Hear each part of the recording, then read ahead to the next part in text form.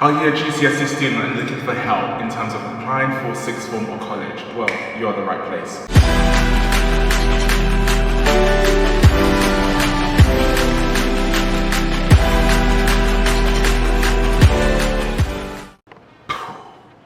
Hello guys, welcome back to my channel. My name is Samuel Dada and I'm a PhD student at the University of Cambridge. I hope you guys are doing well and I hope you guys are enjoying the first few weeks of the new year, 2020. Basically, this video is a highly requested video. It's quite surprising how many requests I've received. Apologies for that. It's quite surprising how many requests I've received in terms of basically creating a video to help GCSE students in terms of their applications with for sixth form or college. But yeah, guys, I'm gonna basically take you through basically an application process. It took me quite a while to kind of delve back into the position I was when I was a GCSE student, because that was actually quite a long time ago. I think that was actually 2020. That's about 10 years ago. That's crazy how far, how time travels so far, or time flies so quickly. But yeah, guys, so I had to literally delve into my document to find out my CV at that time and my personal statement at that time. Something for you guys to know is in the GCSE, when you're in the GCSE position or applying for sixth form, it's literally, you don't need to put too much pressure on yourself. They're not expecting so much from you, simply because you don't have that much experience in such a short period of time. So you just have to deal with what you have. So don't be worried that you haven't done enough, or you don't have enough experience, or you don't really know much about a certain subject. Literally, I think the most important thing for you at this stage is that you're enthusiastic about the subject that you want to study for your A levels, or if you want to go into college, the course that you want to take in terms of your college. You just need to show that you're interested in it, and you're passionate about doing it and taking it further to maybe a career level. It's not that important, so don't put too much pressure on yourself. But yeah, guys, I think we should delve into it, and I'm going to be basically showing you my screen at this point so you can have a look at my CV, and I'll take you through my personal statement as well. Okay guys, so at this point you should be able to see my screen, and basically this is my CV at that time. It's not detailed at all. If you've seen my how to write a PhD CV and personal statement, so much has happened since that point. In terms of, you literally just need to write your name, just make it look nice and presentable as much as you can. You can look for a CV template, really. There's so many out there that you can look at. I blocked out my address. I just put my address there just to make it kind of feel a bit wholesome, and my email address at that time.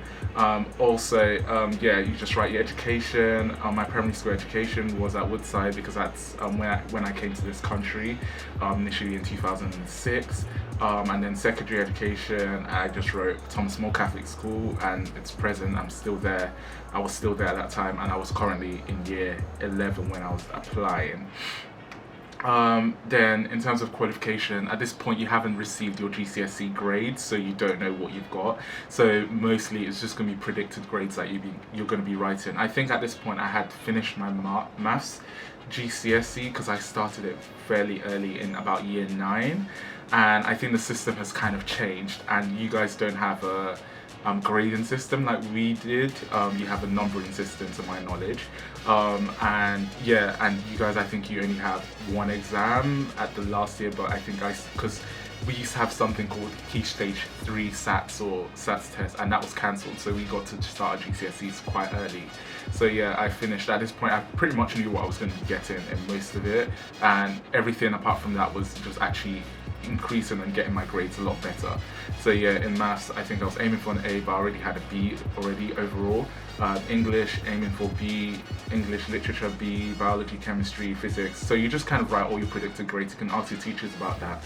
I think I did a safety course. So any courses that you've done, even whatever level it is, just write it there. It just makes it your application look better, whether it's food tech and DT, safety courses, sport leading courses that you've done, just write it. I think I had a sports leader course, achievement and swimming, but I didn't write it there. But you can write it there. I think I was very lazy in terms of when I was doing this. in terms of work experience, I did quite a few, maybe a month or 1 week work experience, and also in year 10, I believe that most schools do have like a work experience, so you could write that down and write what you've kind of done. But I was quite opportune at this point. I had like a few work experience, which were mostly voluntary roles. I wasn't getting paid for any of these. It was kind of just me going out to search for work experience in various places. Yeah.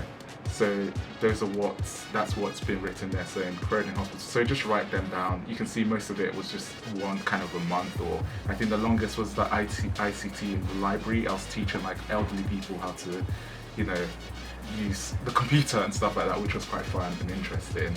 And then you can put your achievements as well. Yeah, this was quite important to me because I was like, oh, I have quite a few. So the Croydon Award Council achievements from academic achievements and involvement in school and community and stuff like that. So yeah, I wrote that there. The Croydon Council Young Citizen Award as well. I got that in year 6.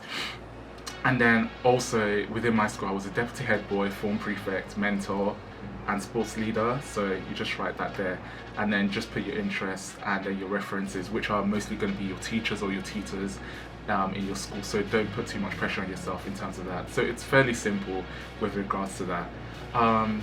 In terms of your personal statement, I think mine was, because I was staying in my school, so I think ours was 500 words or so we were not required to write a lot. So in terms of this, you just need to show your interest. I think I just wrote, having been a student at Thomas More Catholic School, I would be interested in joining the sixth form college. I believe that carrying on my education with the school will enable me to flourish in my A-level and advance into university with a good academic foundation. So yeah, I knew I was going to stay. I wanted to stay in the school. So you just kind of write why you want to kind of stay briefly as much as you can. And then I just kind of said what I was doing in terms of my GCSEs, like my GCSE subjects, just kind of reiterating it. Yeah, just writing that. And then I just said, oh, I enjoy sciences as I find them, and just write what you enjoy. And so something as I find them interesting to learn in terms of experiments. And I wrote my favorite subject is maths because I enjoy problem solving and data handling. And that was also my best performing subject. So I was just like, yeah, you just need to write that. I think one thing I would probably add right now, after looking at this, would be a section where I write about the subjects I want to do in my A-levels and why I want to do them, because I think that would enhance my application. So especially if you're going to a new college or sixth form, so the subject you want to do, just write more about it, maybe a paragraph about why you want to do that and why that interests you. So I could have done that because I wanted to do maths, chemistry, biology and psychology. I could have written that like separately. Oh, I want to do maths because of this, I want to do chemistry because of that. So I think that's something you could add in terms of your application if you've been given a greater word limit or whatever. So another thing, the second paragraph I just wrote in terms of my kind of skills and stuff that I've done, kind of thing. So I was like, I'm a team player, trustworthy and reliable. I am patient to learn initiative, and I can work under pressure and under supervision. I'm also punctual, like yeah, I had like almost 100% attendance, determined and dynamic. Having been a deputy head boy, form prefect, peer mediator, sports leader, and leading the prom and yearbook committee have all contributed in developing my leadership, organization, and interpersonal skills. This is in addition to my ability to multitask. All my great efforts have been recognized by the Croydon Council and my school, as I've received an award, a Croydon Award for my involvement in my school and general community, in addition to my academic performance in maths. So yeah, just write what you've achieved, kind of thing. I know it's almost reiterating what you've written in your CV, but it's kind of more wholesome. And then I kind of go on to like talk about, extracurricular activities that I'm involved in. So I write, versatility has always been my aim when getting involved in various extracurricular activities.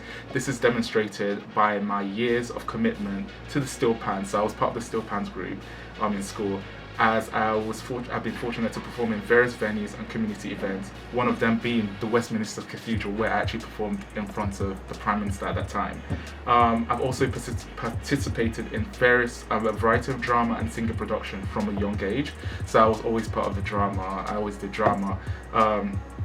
and I've always helped, and these have helped in increasing my confidence and ability to work effectively in a team. I'm also a part of my church's public address team, which great responsibility lies. So this is outside the school, so it's kind of like writing what I do outside of school.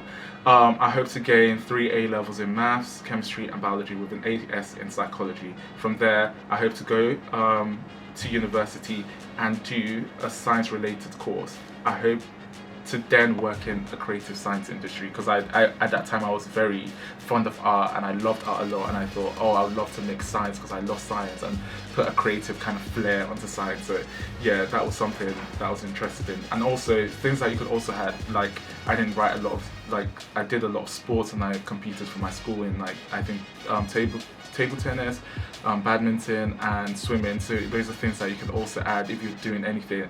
And I think also, like if you're doing any voluntary work that, you know, within the school as well, just writing that. If you've done like cake sales or stuff like that, if you want to expand on this, write that, or you can put that in your CV in terms of experience, because that's experience. It's like, oh, organizing a cake sale, organizing a charity event within the school, helping with maybe the school elderly citizen parties, because we had that in our school. That's something. So don't, anything you've done, even though you feel like it's not a lot, just add to it, because you know it's all experience. No knowledge is lost at the end of the day. But yeah guys, that's pretty much it as a whole. I don't think at this stage in your life you should worry about it so much. Yeah, just essentially work hard at whatever you want to do. Yeah, just work hard in your A levels, try and get your GCSEs, try and get the best grades that you can get, and yeah, everything will fall into place. Essentially, another tip I would give you is that don't put too much pressure on yourself at this stage in your life. Take every day as it comes. Basically, even if you're not performing as well as you want to, as well as other people are performing, yeah, you know what, your time will come at the end of the day. As long as you keep at it and work hard at whatever you do, yeah, you get to where you want to get to. Like essentially, at this point in my life, I didn't really know what I wanted to do. I was just doing what I enjoyed, and I think that's the most important thing, because at the end of the day, you get to where you want to get to. Yeah, during my A levels, I think I put too much pressure on myself when I started it. Didn't perform as well as I should, but right now I'm in Cambridge, so that tells you as long as you keep working hard, you get to where you want to get to in life. So make sure you dream big, and yeah, just stay inspired. Yeah, just keep at anything that you want to do. Be determined. Don't let anyone tell you that you can't achieve anything. So yeah guys, I hope you've enjoyed this video and I hope it's been beneficial to you. So yeah, if you want to see some more of me, please subscribe to my channel, press the like button, and yeah, follow me on social media. Yeah, it'll be down in the comments below. But yeah guys, I hope you've enjoyed this video, and I hope you have a lovely week, and stay blessed and dream big. Take care. Goodbye.